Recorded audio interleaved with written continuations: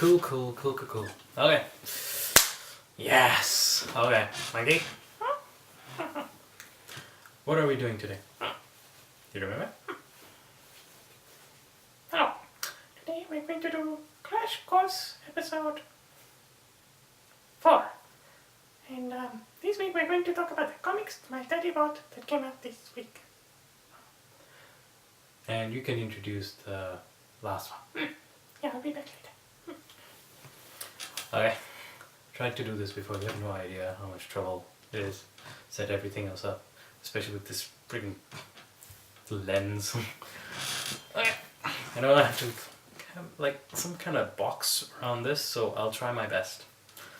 I decided to use this one instead of the other one, because the other one was like so. It feels weird. It's actually quite hot right now. It's weird. I should put the heating off as well. Anyway, me personally, well, I'll just quickly go through what I did. I was saying before. Oh yeah, there's two kinds of comics. I think I buy like two kinds of comics, where one I have to read immediately and one I can read later.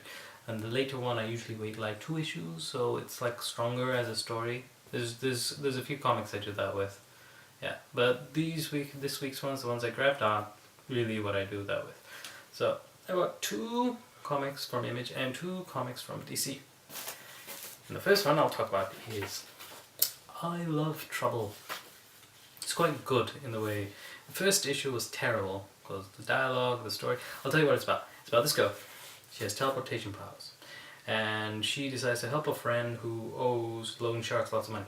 And then the loan sharks and when she like steals lots of money with her teleportation thing and gives to the loan sharks find out, and they're like, you're gonna work for us now, etc. And like that was quite weak. But the second issue is a lot better. It doesn't rely on dialogue. The dialogue is terrible, I think. I think that's the main problem. It's a lot more creative in the terms of its artwork and its structure. I'll show you. See the beautiful artwork. Should be focused around here. So anyway, this is and it's the structure of it's really quite nice.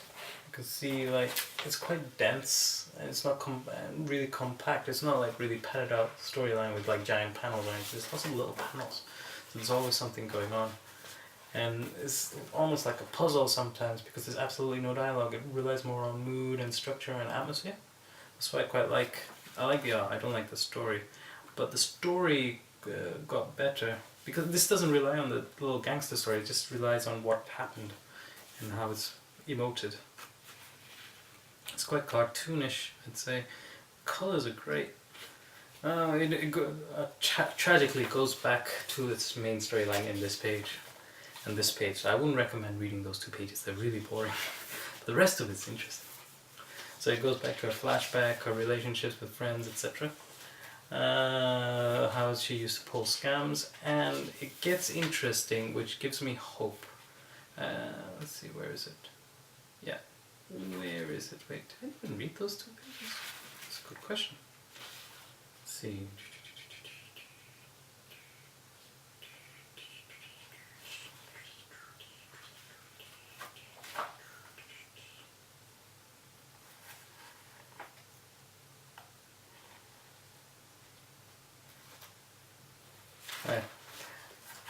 Sorry. I'll try and edit this bit out. It's quite boring, isn't it? Okay.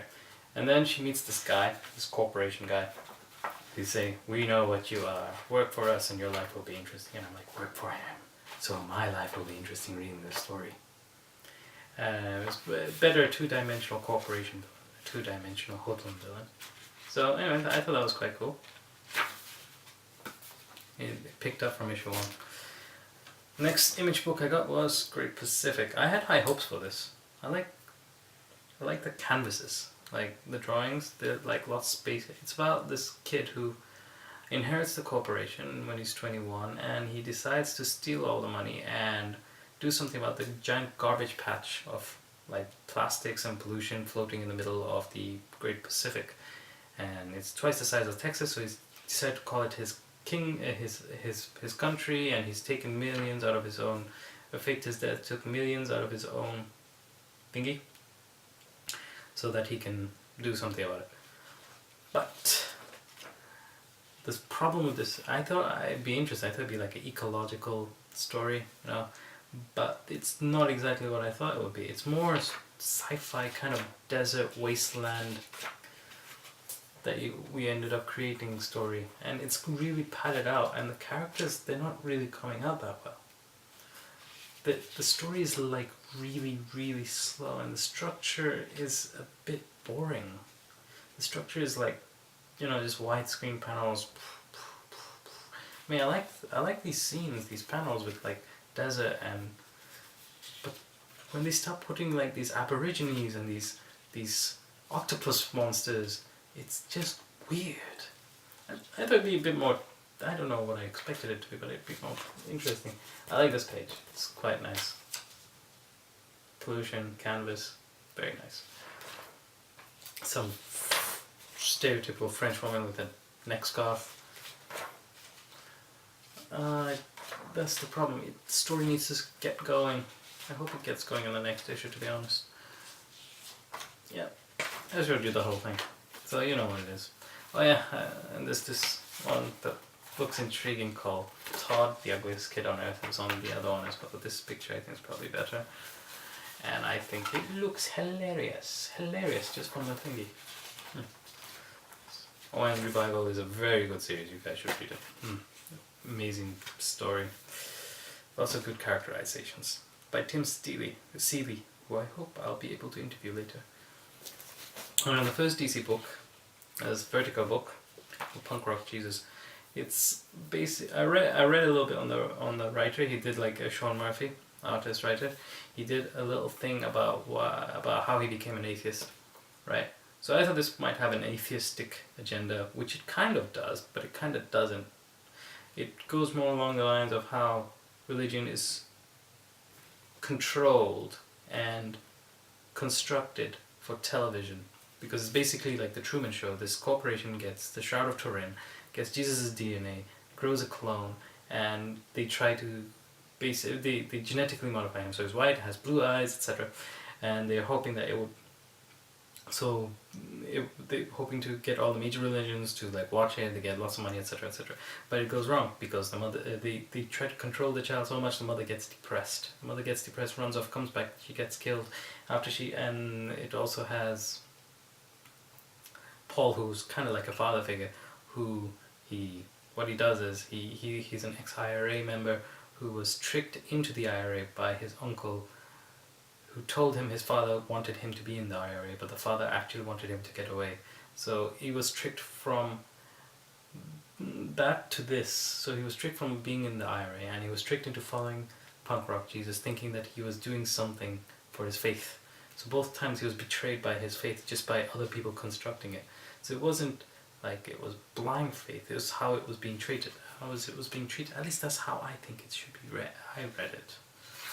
So Paul decides to help Punk Rock Jesus because he thinks he is Jesus, because he had a vision, the Virgin Mary saying, "You will see me again, and you will bring justice to the land, but you will not kill." So he kills for J2 to save his life, but he realizes that J2 isn't Jesus. They don't even know if he's the real clone. They find out that their DNA was probably not from him. But they do find out that he has a sister that the scientists decided to make. And when she made the sister, the corporation guy tried to kill her, but somehow she survived, miraculously survived, even though he tried to poison her and throw her in the water. So because she survived, she's like, she doesn't know if it's a miracle or not, but these things happen. It could be anything. And Paul was like, "I'm religious," but she says, "I'm telling you all this, so I know you believe, but that he might burn in hell, but are you really willing to risk it? Like, what if you're wrong? What if he dies and nothing happens to him? So is he willing to risk it? Is he willing to let him live his life?" So Paul makes the decision of killing him, with damning himself to hell or not believing. But it was more about a decision he made rather than religion. It's why people do things when they're betrayed. So this was good, and it was quite condensed, and it was a good series. Ended, only a 6-issue mini. I thought it was rather good. It was rather good. quite good. Okay, Maggie, introduce the last one. The last one is the Flash. This issue is about monkeys attacking the city. As you can see, there's a monkey and there's another monkey. One's a good monkey. One monkey is really fast. One monkey was time traveling. Anyway, I'll talk the rest. Daddy will talk the rest, but it's a good comic about monkeys.